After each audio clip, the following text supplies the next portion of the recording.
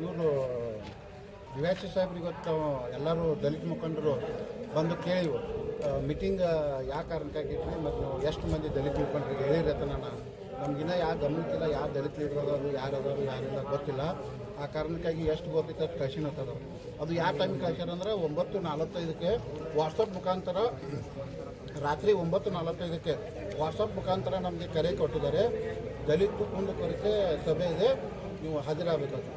ಅವಾಗ ಇಲ್ಲಿ ಬಂದು ನಾವು DSP ಸಾಹೇಬ್ರಿಗೆ ಕೇಳಿವಿ, ಏನಂತ ಸಾಹೇಬ್ರೆ ನೀವು ಅಗ್ನಿಯೊಳಗೆ ಎಷ್ಟು ಹಳ್ಳಿ ಮುಖಂಡರಿಗೆ ನೀವು ಹೇಳಿದಿರಿ, ಈ ದಲಿತ ಸಭೆಯನ್ನು ಎಷ್ಟು ಮಂದಿ ಹೇಳಿದ್ರೆ ನಮ್ಗೆ ಯಾರು ಅಷ್ಟು ಇದ್ನದಾರು ಎಷ್ಟು ನಮ್ಮ ಇದನ್ನಾಗೆ ಅವ್ರಿಗೆ ತಿಳಿದೀವಿ ರೀ. ಲೀಡ್ರ್ ನಮಗಿನ್ನ ಯಾರು ಗೊತ್ತಿಲ್ಲ. ಇವತ್ತಿಗೆ 8 ತಿಂಗಳು DSP ಸಾಹೇಬ್ರು ಇಲ್ಲಿ ಹತ್ತನೇ ತಾಲೂಕಿಗೆ 8 ತಿಂಗಳಾಯಿತು ಬಂದು, ಇಲ್ಲಿವರೆಗೆ ಯಾವುದೇ ಕುಂದುಕೊರತೆ ಸಭೆಯನ್ನು ತೊಂದಿಲ್ಲ. ಇವತ್ತು ಯಾಕೆ ನೀವು ನಮ್ಮನ್ನ ಕರೆದಿರಿ ಅಂತ ಕೇಳಕತ್ತಾನ. ಇವತ್ತು ನನಗೆ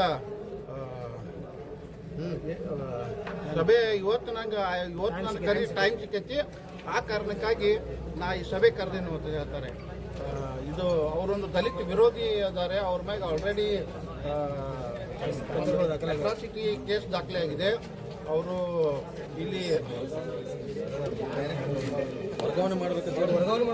ಅವ್ರನ್ನ ಎಲ್ಲಿವರೆಗೆ DSP ಸಾಹೇಬ್ರು ಪ್ರಶಾಂತ್ ಮುನ್ನೋಳಿ ಅವರು ಈ 10ನೇ ಕ್ಷೇತ್ರಕ್ಕೆ ಇರ್ತಾರೆ ಅಲ್ಲಿವರೆಗೆ ನಾವು ಯಾವುದೇ ಮೀಟಿಂಗ್ ನಾವು ಅಟೆಂಡ್ ಆಗೋದಿಲ್ಲ.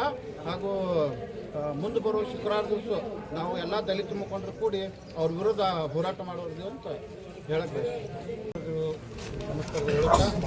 ನಾವು ಯಾವ ಪೊಲೀಸ್ ಇಲಾಖೆ ವಿರುದ್ಧ ಅಲ್ಲ, ನಾವು ಯಾವುದೇ DSP ವಿರುದ್ಧ ಅಲ್ಲ, ನಾವು ಇರೋದು ಪ್ರಶಾಂತ್ ಮುನ್ನೋಳಿ ಅವ್ರ ವಿರುದ್ಧ. ಯಾಕಂದ್ರೆ ಬಸರಿ ಸಾಹೇಬ್ರು DSP ಇದ್ರು, ಚಿಟಗುಬಿ ಸಾಹೇಬ್ರು DSP ಇದ್ರು, ಗಿರೀಶ್ ಸಾಹೇಬ್ರು DSP ಇದ್ರು, ಮತ್ತು ಜಲ್ದೆ ಸಾಹೇಬ್ರು DSP ಇದ್ರು. 4 DSP ಹೋದ್ರೆ ಯಾವುದೂ ಅತಿನೊಳಗೆ ಇಂಥ ಘಟನೆಗಳಾಗಿಲ್ಲ. ಈಗ ಯಾಕೆ ಘಟನೆ ಆಗ್ಲತ್ತಿದ್ದವು ಅಂದ್ರೆ ಇವರು ಪ್ರಶಾಂತ್ ಮುನ್ನೋಳಿ ಸಾರು ಪ್ಯೂರ್ಲಿ ದಲಿತ ವಿರೋಧಿಯವರು. ಹೆಂಗಂದ್ರೆ ಇವ್ರು ಬಂದು 8 ತಿಂಗಳದಾಗ ಎಷ್ಟು ಅಟ್ರಾಸಿಟಿ ಕೇಸ್ ಇದಾವಲ್ಲ ಒಬ್ಬರನ್ನೂ ಅರೆಸ್ಟ್ ಮಾಡಿಲ್ಲ. ಮತ್ತು ಎಲ್ಲ ಬಿಪಾಲ್ಸ್ ಮಾಡ್ತಾರೆ ಇವರು. ಸ್ಪಷ್ಟ ಹೇಳ್ತಾರೆ, ನಿಮಗೆ ಕೇಸ್ ಬಿಪಾಲ್ಸ್ ಆಗ್ತೈತೆ ಅಂತ ಹೇಳಿ.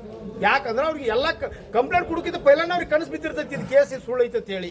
ಅದಕ್ಕೆ ನಮಗೆ ಆ DSP ಚೇರಿಗೆ ವಿರುದ್ಧ ಅಲ್ಲ, ನಾವು ಪ್ರಶಾಂತ್ ಮುನ್ನೋಳಿ ಅವ್ರ ವಿರುದ್ಧ ನಾವು ಉಗ್ರವಾದ ಹೋರಾಟ ಮಾಡೋದಿವು.